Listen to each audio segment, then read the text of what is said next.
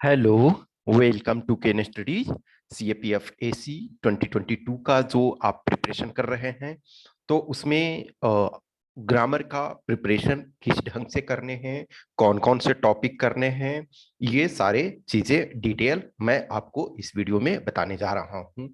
Grammar देखो, direct यदि आप देखो तो ग्रामर सेक्शन में 25 मार्क्स के क्वेश्चन पूछे जाते हैं। लेकिन इसको भी मैं डिवाइड करूं तो दो पार्ट में हम डिवाइड कर सकते हैं। एक जो 15 मार्क्स का है वो प्योर ग्रामर का है, और 10 मार्क्स जो अभी आ रहा है वो एक तरह से आपका वर्ड्स पावर पे आता है कि आपके पास शब्दों पे कितना कमांड है, इंग्लिश के वर्ड्स पे, फ्रेज पे, एडीएम पे, ये इस पे कितने कमांड है उस पर आता है। लेकिन 15 मार्क्स जो है प्योर ग्रामर है। अब सोचोगे कि क्या सिर्फ हम इतने के लिए ग्रामर पढ़ें? नहीं, सिर्फ ये आपके 25 मार्क्स इंपॉर्टेंट नहीं है। यदि आप ग्रामर अच्छा जानते हो, ग्रामर पर कमांड आपका है, सब्जेक्ट वर्ब एग्रीमेंट अच्छा तरीके से जानते हो, टेंस पे अच्छा कमांड है, तो हिंदी मीडियम से हो तो आपको जो अदर पार्ट है लिखने का, क्योंकि 120 मार्क्स तो टोटल आपका इंग्लिश में ही है, उस 120 मार्क्स में 25 मार्क्स का हम ग्रामर छोड़ भी दें तो आपके पास कितने हो रहे हैं? इधर 95 मार्क्स हो रहे हैं। इस 95 मार्क्स में राइटिंग स्किल्स जब तक आपके पास ग्रामर बेसिक नहीं है तब तक आप उसको सही नहीं कर सकते हो, और grammatical too much grammatical mistakes कहीं भी देखो। हम ये सोचते हैं, फॉर एग्जाम्पल, यदि आप हमारे सब स्टूडेंट हो, हमारे सब्सक्राइबर हो, तो मैं चाहूंगा कि आपका सिलेक्शन हो। जैसे बहुत सारे कैंडिडेट ऐसे हैं जो हमारे पेड सब्सक्राइबर नहीं है, लेकिन कभी भी उन्होंने कोई भी पेड कोर्स नहीं लिया, न टेस्ट लिखा, कुछ भी, लेकिन फिर भी हमसे जुड़े हुए हों, तो मुझे तो ये खुशी होगी ना कि उनका रिजल्ट हो जाए, उनका फाइनल सिलेक्शन हो जाए, मैं ये चाहूंगा। और मुझे कॉपी चेक करने हो तो शायद मैं आपको लेनियंसी दूं, लेकिन जो एग्जामिनर हैं वो तो टेस्ट सीरीज नहीं चला रहे हैं, वो आपको कोई भी प्रोग्राम नहीं चला रहे हैं, तो उनको कोई मतलब नहीं, और वो जानते भी नहीं है कि किनका कॉपी है। तो वहां आप ये नहीं, आपकी बेचारगी वहां काम नहीं आएगी। आप क्या जान रहे हो, आपके बिहाफ पे आपकी जो कॉपी है, आपकी राइटिंग है, वो बताएगी कि किस ढंग से आपने लिखा है, और उसके आधार पे आपको मार्क्स दिया जाएगा। तो हम इस वीडियो में सिलेबस को देखेंगे, आपको किस ढंग से प्रिपरेशन करना है ये देखेंगे। इसके पहले जो भी हम हिंदी माध्यम का जो पेपर 2 का है, बैच 6 सितंबर से स्टार्ट कर रहे हैं। उसमें देखो, जो हिंदी हो, हिंदी माध्यम का ये अभी स्टार्ट कर रहे हैं, इंग्लिश वाला ऑब्वियसली बाद में हम स्टार्ट करेंगे अक्टूबर में। तो निबंध जो होगा वो हिंदी में, उसका सैंपल के साथ, सैंपल निबंध के साथ आपको कराया जाएगा। और अदर तो ये इस डिटेल को ये ऑलरेडी हम आपको बता चुके हैं, ठीक है। तो अब देखो, ये जो आपका 2021 है उसमें ग्रामर ये पूछा गया है। आप इसको देखो अपने मन से, जो लोग 2021 में पेपर दिए हो उन्होंने तो पेपर ऑलरेडी देखा हुआ, और 2022 के जो फर्स्ट टाइमर हो वो यदि पेपर को नहीं देखे हो तो इस पेपर को प्लीज देखो प्रॉपर तरीका से, और इसको सोल्व करने का अपने आप में कोशिश करो। मैं इसका कुछ दिन बाद इसका सॉल्यूशन आपको के साथ डिस्कस करूंगा प्रॉपर तरीका से, ठीक है। तो इसको स्क्रीन को पॉज करके आप देख सकते हो, अभी ट्राई करो कि आपसे कितने बन रहे हैं। नहीं भी बन रहे हैं कोई दिक्कत नहीं है, लेकिन आपको सीखने हैं।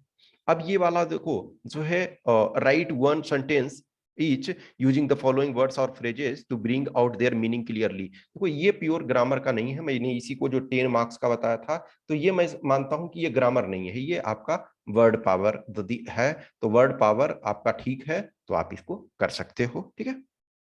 नेक्स्ट आपका सेंटेंस करेक्शन। तो सेंटेंस करेक्शन भी जो ये है, इसमें भी आपका प्योर ग्रामर ही है। ग्रामर यदि आप जान रहे हो तो आपसे आराम से ये बन जाता है। और कहीं ना कहीं देखो, एक नंबर भी आप नहीं छोड़ सकते हो। एक नंबर भी यदि मिस होता है वो फाइनल में आपका या रिटेन में आपका बहुत महंगा पड़ता है। तो इसको भी देखो। ये अब देखो, जो ऑलरेडी आप ये जान रहे हो कि पेपर 1 में जो, पेपर 2 में जो पार्ट 1 क्या है, पार्ट 1 का आपका क्या है कि ऐसे है, ठीक है। तो ऐसे सिर्फ आपको इंग्लिश में लिखने हैं, सॉरी, ऐसे में सिर्फ आपके पास विकल्प है, आइदर आप हिंदी में लिखो या इंग्लिश में। लेकिन इसमें यदि पार्ट बी यदि आप देखोगे, पार्ट ए हमने इसको कंसीडर नहीं किया क्योंकि वो आपके पास हिंदी या इंग्लिश दोनों में विकल्प है। पार्ट बी में यदि देखोगे तो आपके पास क्या है, रीडिंग कंप्रिहेंशन है, प्रेसी राइटिंग है, फिर अदर कम्युनिकेशन ये लैंग्वेज स्किल है to be attempted in English only, यानी कि टोटल मार्क्स जो है 120 मार्क्स का है। ठीक है, अब देखो जो आपका ये है कि द टॉपिक्स ठीक है are comprehension passage, precis writing, developing counter arguments, simple grammars and other aspects of language testing, वो आपको ये किए जाएंगे। ठीक है, लेकिन जो हम लास्ट 10 ईयर्स के यदि हम देखते हैं तो इसमें से क्वेश्चन आपके कहाँ से पूछे गए हैं, तो देखो टेंस, टेंस में सपोज ये पूछा जाता है कि मान के चलो कहीं दिया हुआ है कि Ram is studying in this college for 3 years, तो अब देखो वो टेंस वाला है तो इज के जगह वहां मान के चलो हैज बीन हो जाएगा या इस ढंग से जो भी है। तो टेंस का आपका आता है टेंस में प्रेजेंट, पास्ट और फ्यूचर। अब टेंस में जो डायरेक्ट ये नहीं आएगा कि टेंस को चेंज करो, इसमें आपका क्या है सेंटेंस करेक्शन वाले में इसमें आपको हेल्प मिलता है। ठीक है, सेंटेंस करेक्शन में इससे काफी हेल्प आपको मिल जाता है। और दूसरा क्या होता है कि जो हमने ऑलरेडी बताया कि इसको सिर्फ और सिर्फ 25 मार्क्स के पॉइंट ऑफ व्यू से नहीं देखना है, इसको 120 मार्क्स के पॉइंट ऑफ व्यू से देखना है कि यदि आपके पास ग्रामर सही है, आपका ग्रामर क्लियर है, तो आप उसको सोल्व कर सकते हो। फिर देखो part of speech, part of speech में है 8 पार्ट टोटल है, लेकिन इंपॉर्टेंट का है आपका प्रीपोजिशन। प्रीपोजिशन बहुत ज्यादा इंपॉर्टेंट है, जो आपका हो सकता है डायरेक्ट आपका प्रीपोजिशन में एक भी क्वेश्चन नहीं पूछा जाए, लेकिन प्रीपोजिशन जो है वो राइटिंग में बहुत बहुत इंपॉर्टेंट है, इसके बिना आप लिख ही नहीं सकते हो। वर्ब आपका इंपॉर्टेंट है। फिर प्रोनाउन, देखो प्रोनाउन में इस बार एक रिफ्लेक्सिव प्रोनाउन का पूछा गया था। रिफ्लेक्सिव प्रोनाउन क्या से फिल इन द ब्लैंक्स था, नाउन और कंजंक्शन। कंजंक्शन में देखो कंजंक्शन से भी डायरेक्ट क्वेश्चन पूछा गया है, तो वो उसमें से देखो इस बार क्या है ये प्रीपोजिशन से भी पूछा गया है आपका, डायरेक्ट क्वेश्चन की बात कर रहा हूँ। प्रोनाउन से पूछा गया है, कंजंक्शन से पूछा गया है, तो कंजंक्शन आप वो ज्वाइंट करने में, कंजंक्शन से तो इनफैक्ट आपके 2 सेंटेंस पूछे गए। फिर सिंटैक्स, ये जो है ये मोस्ट इंपॉर्टेंट आपका जो भी सेंटेंस फॉर्मेशन में ये बहुत बहुत इंपॉर्टेंट है। फिर सेंटेंस ट्रांसफॉर्मेशन, ये भी आपका पूछा गया है। देखो इंट्रोगेटिव सेंटेंस से एसर्टिव सेंटेंस आपका ये पूछा गया था, इंट्रोगेटिव से एसर्टिव बनाने में। तो ये आपका सेंटेंस ट्रांसफॉर्मेशन में आपको अफर्मेटिव से निगेटिव एंड वाइस वर्सा, ठीक है, यानी कि निगेटिव से अफर्मेटिव, फिर असर्टिव से इंट्रोगेटिव और vice versa, exclamatory to assertive, मतलब इस ढंग से आपका ये करना है। अब डिग्री में देखो positive, comparative and superlative degree, और ये क्या है और इसका ट्रांसफॉर्मेशन। देखो एक तो होता है ना कि डिग्री आप जान रहे हो पॉजिटिव, कंपैरेटिव और सुपरलेटिव, तो ये सेंटेंस फॉर्मेशन में आपको यूज हो रहा है। फिर transformation from one two other, ये आपका डायरेक्ट भी पूछेगा। नेक्स्ट आपका है simple, complex and compound sentence. इस बार आपका नहीं पूछा लेकिन पूछता है इसमें। फिर है sentence structure and sentence correction, कि डिफरेंट टाइप्स के सेंटेंस स्ट्रक्चर और करेक्ट करने के लिए क्वेश्चन टैग इस बार नहीं पूछा लेकिन पूछा जाता है। रिमूव टू पूछा जाता है, वॉइस वॉइस पूछा गया आपका, नरेशन पूछा गया आपका, article, article one of the most important aspect है, ये इसको ये लिखने के लिए, राइटिंग के लिए। फिर कंबाइंड सेंटेंस, तो कंबाइंड सेंटेंसेस में ऑलरेडी आपका आया, तो वो कंजंक्शन वाले पार्ट में ही ये कर सकते हो ना कि कंबाइंड सेंटेंस के लिए ये कहा जा रहा है। ठीक है, फिर उसके बाद है सिंगुलर से प्लूरल, समटाइम आपका आता है होमोनीम, सिनोनीम, एंटोनीम, ये आपको जानना चाहिए, समटाइम उसका यूज होता है। Phrases and meaning, proverb, emphatic. अब देखो ये हमने लास्ट 10 ईयर्स के लिए, कोई जरूरी नहीं है कि हर ईयर में ये आपके, अब 17 टॉपिक आपके पास एक तरह से हो गया। अब कुछ टॉपिक से देखो ऑलरेडी एक ही टॉपिक से आपका 2-3 पूछा गया मान के चलो, तो ऐसा नहीं है ना कि सारे से आएंगे, लेकिन ये इतने जो हैं आपको मोर और लेस पढ़ने हैं। अब देखो जो कहीं भी है कि हमेशा की तरह मैं इसमें भी कहता हूँ, ग्रामर सेल्फ स्टडी से आप कर सकते हो कोई भी चीज को। मैं किसी भी स्टूडेंट को कहता हूँ कि self study is the best study. यदि आप सेल्फ से करने की क्षमता रख रहे हो, यदि आप सेल्फ से करते हो कि यस मैं कर सकता हूं, तो no power on this earth can stop you. तो आप सेल्फ से करोगे बहुत अच्छा बात है, और 17 टॉपिक है, तो मान के चलो कि 3 डेज में भी एक टॉपिक करते हो, तो आपके पास 51 डेज, 51 डेज में आप प्रॉपर तरीका से कर सकते हो इसको पूरे को पूरे। कुछ टॉपिक को आप रिवाइज फिर से करोगे, रिवाइज स्मॉल स्मॉल नोट्स करोगे।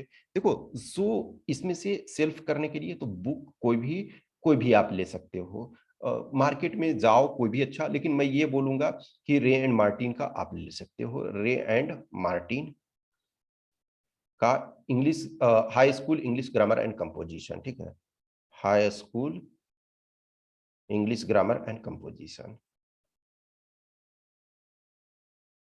ठीक है। रे and Martin, WREN and MARTIN, रे and Martin high school English grammar and composition, ये यस चांद पब्लिकेशन का आता है। देखो यदि आप हिंदी माध्यम से हो तो आप हिंदी वाला लेना, ठीक है, कि उसमें जो है हिंदी और इंग्लिश मिक्स करके दिया हुआ है हिंदी मीडियम वालों के लिए, और जो इंग्लिश मीडियम वाले हैं उनके तो लिए तो आप प्योर इंग्लिश में लोगे तो यस चांद पब्लिकेशन का आता है, ये वाला ले लो। और अदरवाइज आप कोई और भी ले सकते हो, मान के चलो कि जैसे एक अशोक कुमार का आता है इंग्लिश ग्रामर का, ठीक है, तो अशोक कुमार का ले सकते हो। या फिर और आप जो भी आप चाहो, देखो कुछ जैसे माइकल स्वान का आता है, तो माइकल स्वान का सिर्फ इंग्लिश मीडियम में आता है।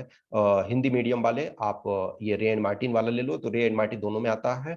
और या अशोक कुमार का जो इंग्लिश ग्रामर वाला है वो आप ले सकते हो, तो कोई भी लो उसको ये करो। अब देखो जो एक आपका जो मीनिंग सेंटेंस बनाने के लिए आता है, तो जो सेंटेंस आपको बनाने आ रहा है उसमें आपको क्या है, रेगुलर रूप से मीनिंग का प्रैक्टिस करना पड़ेगा।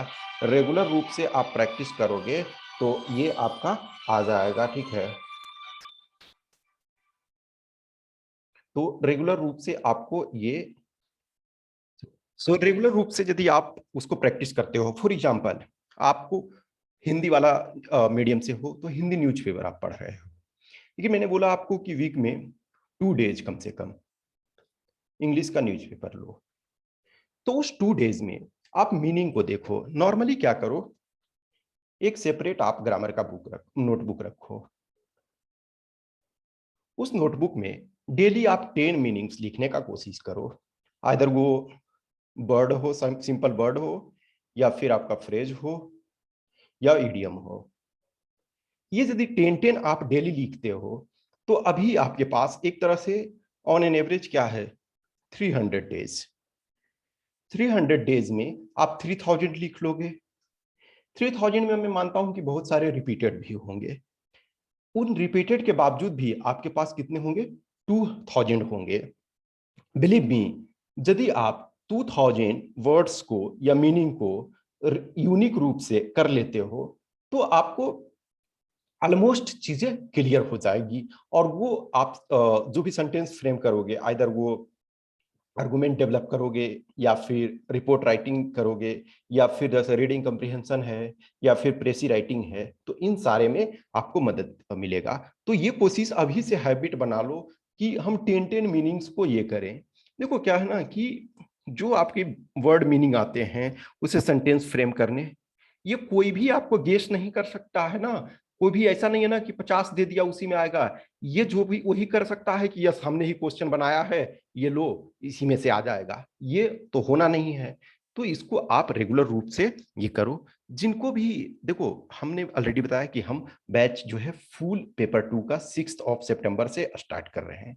जिनको है कि यस हमको फुल बैच नहीं करना है, ग्रामर का ही करना है, तो वो आप ग्रामर वाले के लिए ही ज्वाइन कर सकते हो। तो आप हमारे दिए हुए नंबर पे कांटेक्ट कर सकते हो, हमने वो फुल वाले का डिटेल आपको बता दिया। जिनको सिर्फ है कि हमें ग्रामर करना है, बाकी कंपोनेंट हमें नहीं करना है, तो आप ग्रामर वाला कंपोनेंट ही कर सकते हो। इसमें हम कोशिश करेंगे जो भी मीनिंग्स वगैरह हैं, जैसे अप्रोप्रिएट प्रीपोजिशन वाले जो आपसे पूछे जाते हैं, एक तरह से फ्रेजल वर्ब इडियम्स हैं, वो भी हम इंक्लूड इस बार लास्ट टाइम भी हमने किया था, जो 2021 के लिए प्रिपरेशन हमने करवाया या 2020 के लिए करवाया, उसमें भी हम ये किए थे, लेकिन इस बार हम थोड़ा और उसमें भी ऐड करने की कोशिश करेंगे।